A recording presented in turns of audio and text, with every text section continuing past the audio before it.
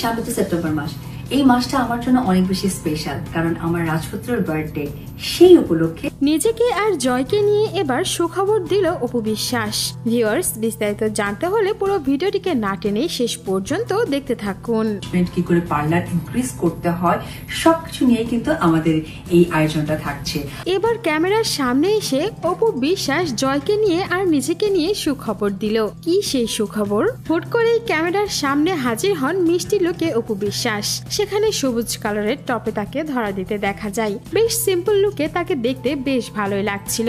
সেখানে অপু বিশ্বাস বলেন, সামনে তো সেপ্টেম্বর মাস, আর এই মাসটা আমার জন্য অনেক বেশি স্পেশাল, কারণ আমার রাজপুত্রের জন্মদিন।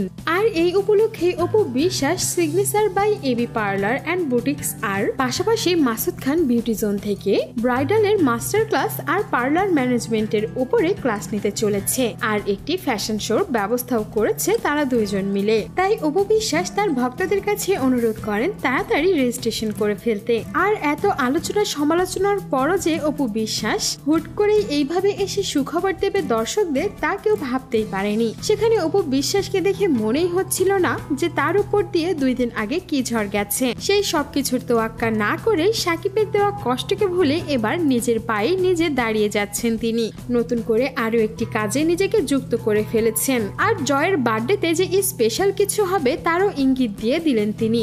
দর্শকরা এবার অপেক্ষায় থাকবে কবে জয়ের জন্মদিন আসবে আর অপু বিশ্বাস কি সারপ্রাইজ নিয়ে হাজির হবে। সো ভিউয়ার্স, এই ছিল আমাদের আজকের ভিডিও। আর এত আলোচনা সমালোচনার পর অপু বিশ্বাসকে এমন লুকে দেখতে আপনার কেমন লাগলো তা অবশ্যই আমাদের কমেন্ট বক্সে জানিয়ে দিতে ভুলবেন না। আর বিনোদন জগতের এমন লেটেস্ট আপডেট পেতে আমাদের চ্যানেলটিকে সাবস্ক্রাইব করে আমাদের সঙ্গেই থাকুন। ধন্যবাদ।